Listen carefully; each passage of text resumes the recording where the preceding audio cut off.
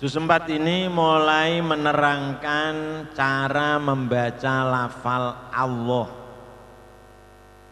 yaitu lamnya lafal Allah yang disebut lam jalalah. Itu bacaannya kalau sebelumnya itu berupa dhammah atau fathah dibaca tafkhim atau tahlil. Kalau sebelumnya itu kasrah dibaca tarkik seperti lam biasa. Jadi billahi itu seperti lam. Lam makhrajnya ujung lidah menempel pada gusi. Allah ya, lalilu al. Maka bacanya billahi, lidahnya ada di gusi. Ketika dibaca sebelumnya dibaca fathah atau dhammah, lamnya menjadi tafkhim, bacaannya tallahi, abdullahi. Yang perlu diperhatikan cara membacanya, lidah tetap harus nempel pada gusi karena asalnya kan lam. Jadi tallahi jadi tallahi, Allahu ya, Allahu. Lidah jangan sampai gandul. Kalau tidak nempel pada gusi itu berarti jadi wawu, Allahu. Lah itu salah besar. Nah, maka kita harus hati-hati di dalam membaca, lidahnya ditempelkan pada gusi seperti lam tarkik. Allah, Allahu, Allahu. Jadi untuk bacaannya bukan Allahu tapi jadinya Allah ya, Allahu Akbar. Nah, ini mestinya setiap orang Islam harus fasih di dalam takbir karena itu termasuk takbiratul ihram, itu kan wajib harus benar ya. Saya ulangi lagi cara membacanya, Allahu, Allahu Akbar, Allahu tallahi ya. Kalau memang belum bisa, itu lebih baik dibaca dengan lam tarkik daripada dibaca wawu ya. Jadi umpama belum bisa ya jangan Allahu tapi Allahu, itu berarti kurang dalam sifatnya ya. Umpama belum bisa ini, tapi mestinya harus dilatih sampai bisa karena ini sebagai rukun qauli dalam sholat.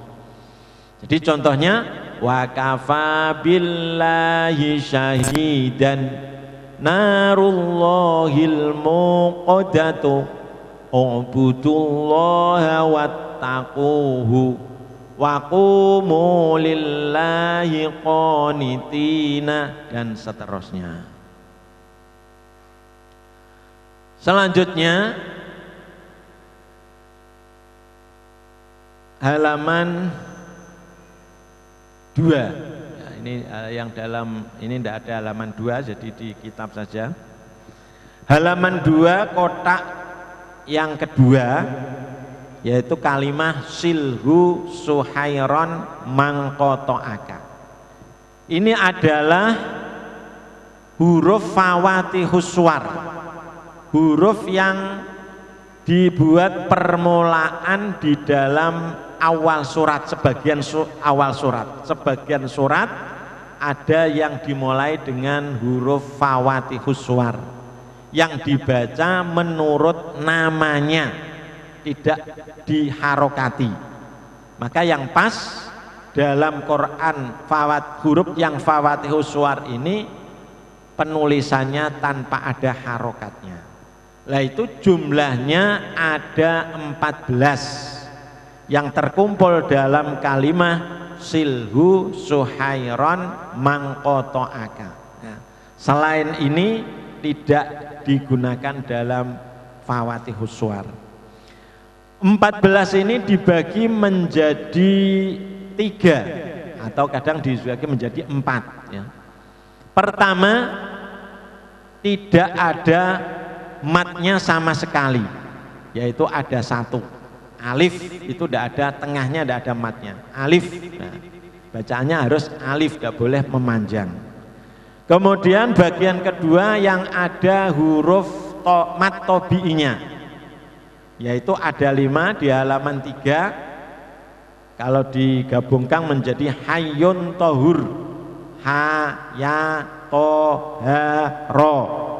Dulu ada fathah panjangnya, sekarang dihilangkan karena itu tidak dibaca fathah panjang tapi dibaca menurut namanya.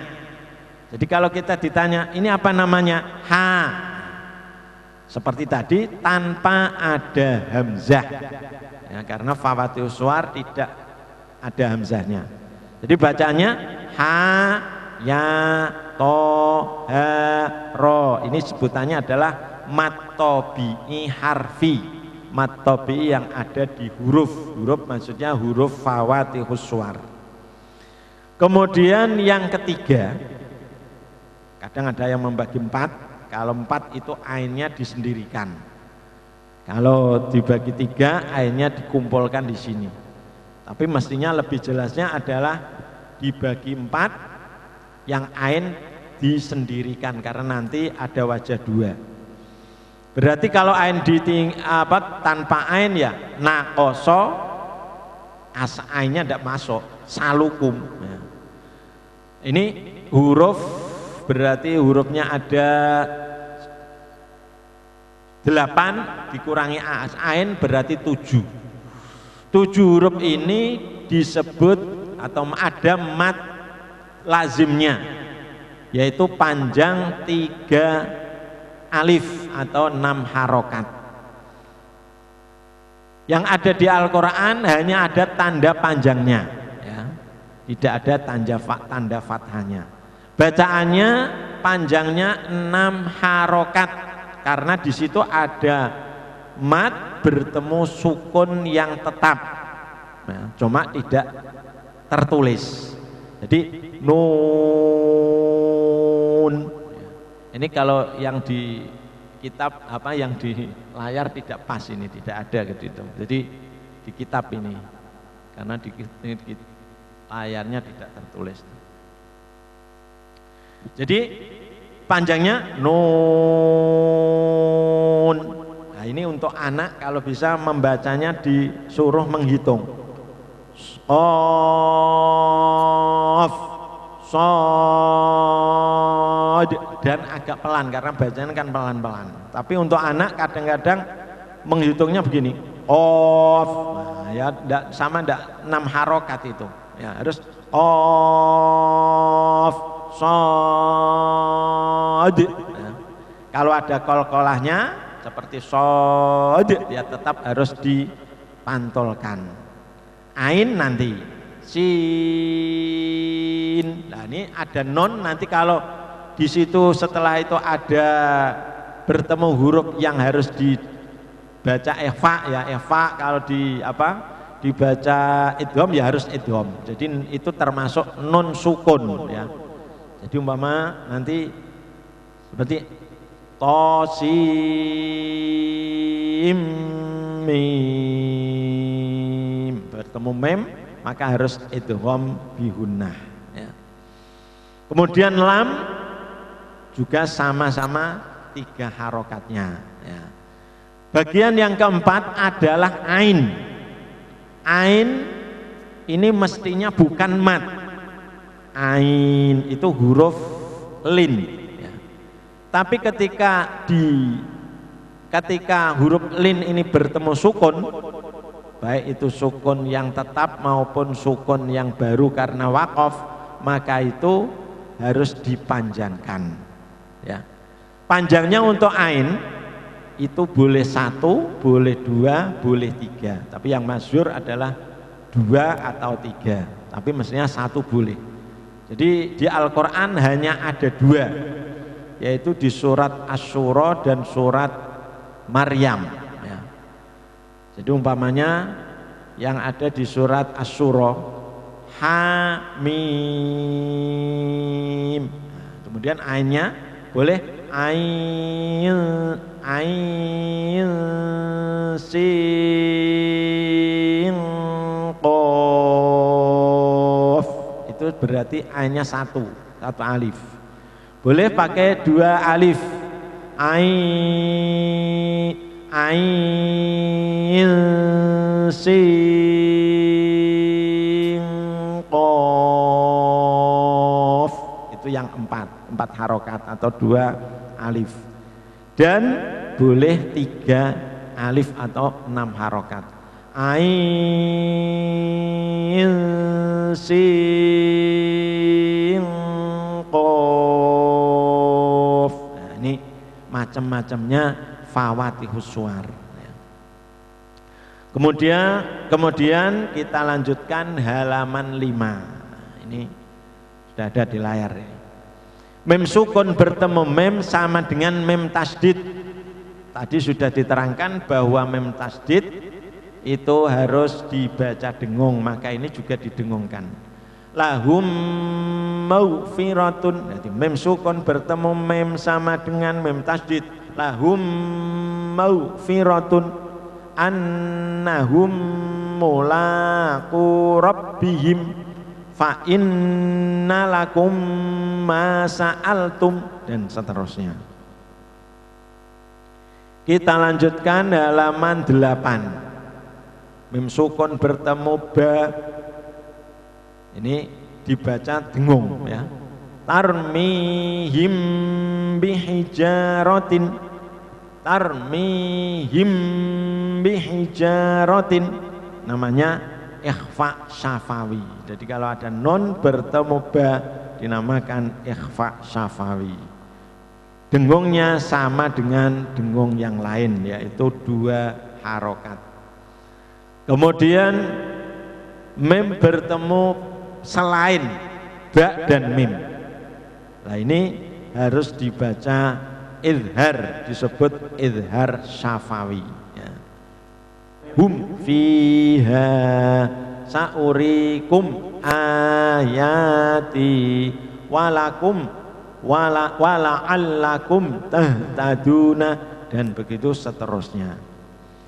Untuk mim sukun bertemu mim itu namanya kalau di Yambua itu condong dengan nama, kalau kebetulan menerangkan mim sukunnya itu dinamakan idgham syafawi ya. Kalau ketika menerangkan sama-sama hurufnya mim itu disebut idgham misli boleh, idgham mutamasilain juga boleh, idgham mislain juga boleh ya. Jadi mim bertemu mim ini kalau dipandang dari hurufnya sama, itu sama dengan ba bertemu ba. Boleh dia namakan idgham misli, mislain, mutamasilain. Jadi seperti idrib bi asoka disebut idgham misli juga boleh. Jangan sampai salah paham ya. Ini kadang-kadang ada gurunya yang tidak paham. Jadi idrib bi asoka disebut idgham misli, salah. Dianggap idgham misli itu hanya mim bertemu mim saja, itu salah ya. Mestinya kalau khusus mim itu harus ada tambahan mim sukun bertemu mim boleh dinamakan idgham misli ma'al hunnah ya. Tapi ya juga ada non sukun bertemu non sukun ya tetap dinamakan idgham misli juga ya. Itu juga ada dengungnya lan nu'mina. Nah, tapi kalau kita memandang dari non sukonnya, caranya dinamakan idgham bihunnah. Artinya non bertemu yanmu, ya, huruf yanmu, ya wau nen mim, waw. Kita lanjutkan halaman 15, yaitu mulai menerangkan panjang yang lebih dari 1 alif. Untuk di Yambua panjang 5 harokat dengan 6 harokat ini bentuknya beda. Tidak kelihatan kan di sini. Jadi kalau wasamai bentuknya yang sebelah kanan itu agak neleser, ya. Tidak runcing. Tapi kalau yang di bawah itu kaf, ya ain, shot dan seterusnya itu bentuknya kan runcing begini baru panjang. Nah itu menunjukkan panjang 6. Tapi kalau seperti was-samai yang di atasnya itu menunjukkan 5 harokat ya. Jadi ada supaya biar tahu bedanya ya. Ya karena memang beda harus dibedakan tandanya. Tapi itu yang dibedakan ini di Yambu'a atau di Quran Al-Qudus, yang lainnya saya kira tidak ada perbedaan ya. Untuk anak yang penting ditunjukkan bahwa kalau ada tanda seperti itu ya, seperti layar itu namanya, atau tanda panjang, maka itu harus dipanjangkan. Kalau agak neleser, agak tidak tumpul, itu panjangnya 5, maka harus menghitung 5 kali. Was-samaa'i wa ma banaha walau sya'allahu la'anatakum. Jadi mulai ini anak harus, kalau panjang harus dihitung ya, supaya agak tepat ya. Itu saja anak-anak sering mencepatkan dalam menghitungannya, maka ya jadinya tidak tepat. Kalau yang seperti di bawah itu harus 6 harokat. Tosin ya, tosin. Nah, kalau bertemu mem jadinya diidghamkan pada mem ya. Kemudian masih ada ketinggalan tadi halaman 13. Ini di bagian bawah ya. Yaitu mulai halaman ini anak-anak disuruh dibeli pelajaran pegon, karena dari sini anak dianggap sudah tulisannya sudah baik dan sudah kenal tulisan gandeng dan tulisan yang tidak gandeng, maka mulai di sini anak diajari mengenai tulisan pegon. Inna a'tayna. Halaman 18 ya, halaman 18. Halaman 18 dulu, yaitu menerangkan mad jaiz munfasil. Di dalam membaca dianjurkan 2 kali. Maksudnya diwakofkan berarti pendek, kemudian diwasolkan harus dibaca panjang, supaya tahu oh kalau wakof tidak bertemu hamzah berarti dibaca pendek. Ini jadi caranya begini, inna berhenti wakof, kemudian diulangi lagi, inna a'toina, harus dihitung. Qalu 2 harokat, qalu inna ma'akum, inna ila rabbina rohibuna. Untuk kalimah yang gandengan ya, yang muttasil ini kalau dalam dalam Ngrosum Usmani ya ayyuha atau setiap ya itu pasti gandeng dengan munadanya ya Fir'aunu, ya Adamu, itu digandeng. Maka kalau sudah gandeng tidak boleh bacanya dipisah, maka kalau ini ya tetap tidak usah dipisah. Ya ayyuhal muddassiru, ya, tidak usah dipisah ya, kalau sudah gandeng. Tapi ini tetap namanya adalah mad jaiz munfasil karena berbeda kalimah itu ya. Kita lanjut halaman 21, yaitu mengenai mad lazim kilmi musaqqal, yaitu apabila ada huruf bertemu tasdid dalam satu kalimah ya, dalam satu kalimah. Sebab kalau kalimahnya berbeda maka itu tidak termasuk dibaca panjang ya. Seperti waladdallina. Nah, ini dol itu mad, lamnya tasdid berarti alif atau mad bertemu tasdid, panjangnya 6 harokat, dihitung 6 kali.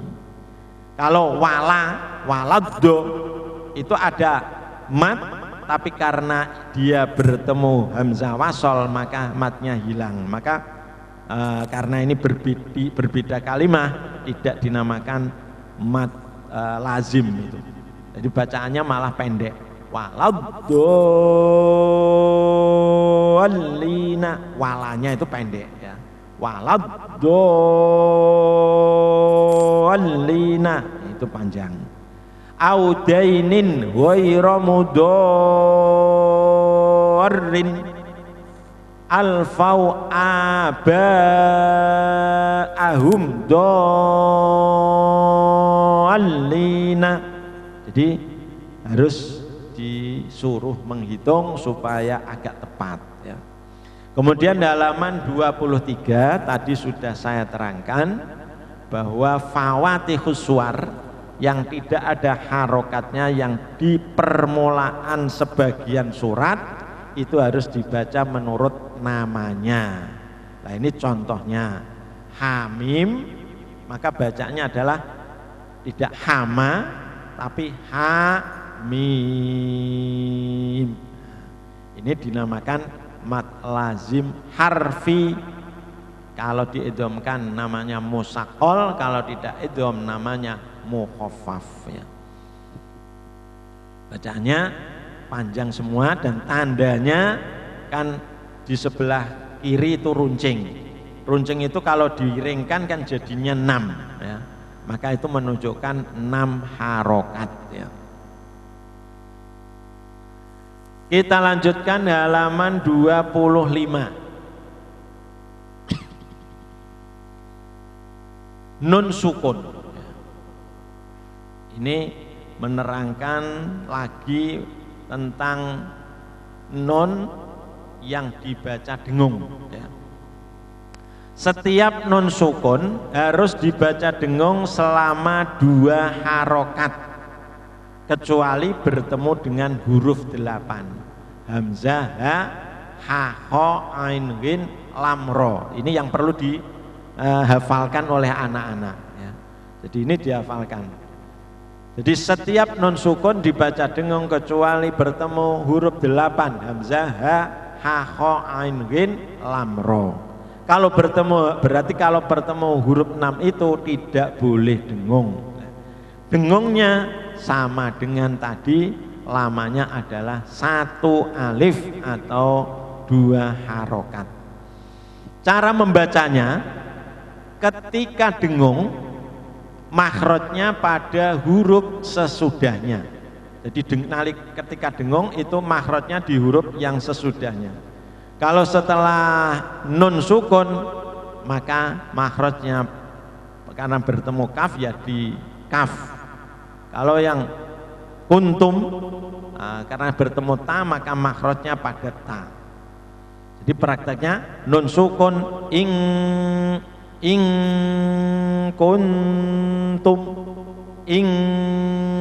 kuntum sama 2 harokatnya. Karena makhrajnya pada kaf sehingga suaranya menjadi ngo. Ing ya, bukan i tapi ing jadi ngo. Bukan in tapi ing kuntum tidak ngo karena makhrajnya pada ta ya. Ta itu berarti lidahnya pada pangkal gigit atas. Kuntum.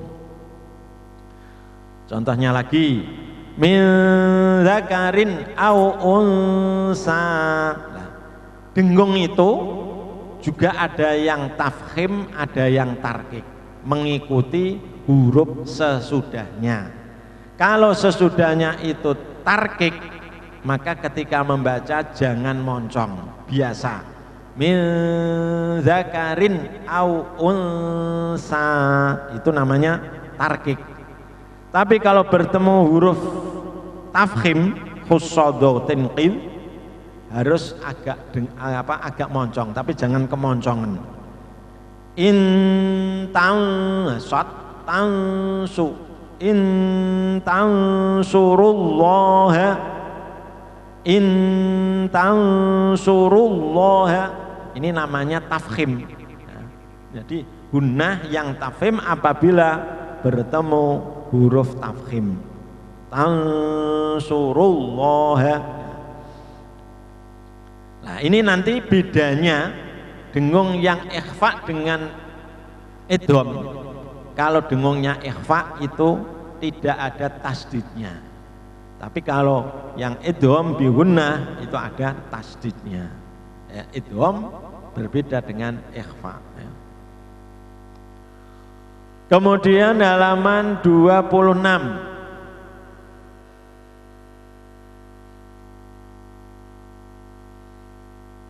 Yaitu tanwin. Karena tadi sudah diterangkan bahwa tanwin itu sama dengan nun sukun. Maka apabila bertemu huruf selain huruf 8 itu harus didengungkan.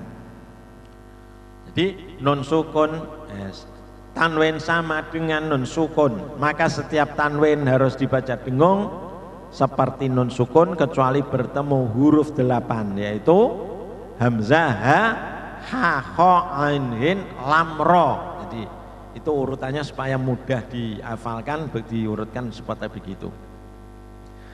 Jadi tanwin sama dengan nun sukun, jannatin tajri. Tin tajri itu makhrajnya pada ta, ya. Saihatin sayyibatin. Jadi cara membacanya seperti tadi. Kalau itu huruf tafkhim harus agak moncong, tapi jangan kemoncongan. Nanti jadi moncong putih kalau kemoncongan, ya. Jadi pokoknya agak moncong. Seperti kalau di sini seperti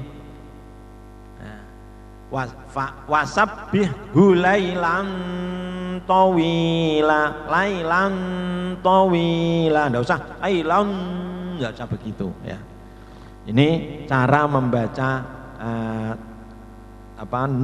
tanwin yang bertemu selain huruf 8. Kemudian untuk selanjutnya, ya, halaman 28 dan seterusnya ini tidak saya terangkan, ya, karena secara global tadi sudah menerangkan huruf-huruf nun atau tanwin yang bertemu huruf-huruf yang dibaca dengung, dibaca gunnah, ya.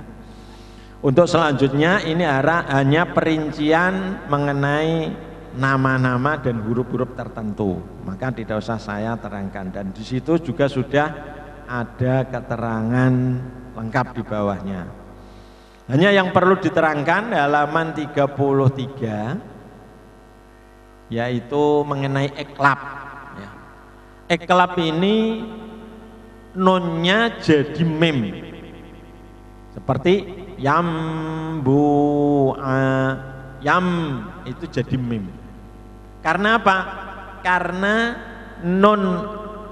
karena ba dengan mim, karena ba itu makhrajnya sama dengan mim. Jadi kalau nun bertemu ba kan berarti makhrajnya pada ba. Jadi cuma ini tidak ditasdid, maka jadinya yambu'ala. Cara bacanya ini yang kadang-kadang menjadi pertanyaan, ya. Yaitu, ya, kita istirahatkan dulu. Jadi nanti istirahat kemudian makan. Mungkin makannya lebih dulu saja biar tidak sholat ingat makan tapi makan ingat sholat, ya. Sekian dulu. Assalamualaikum warahmatullahi wabarakatuh. Assalamualaikum warahmatullahi wabarakatuh. Kita lanjutkan yaitu mengenai tanwin. Sudah itu, ya. Nun bertemu ba, ya. Yaitu bacaan iklab.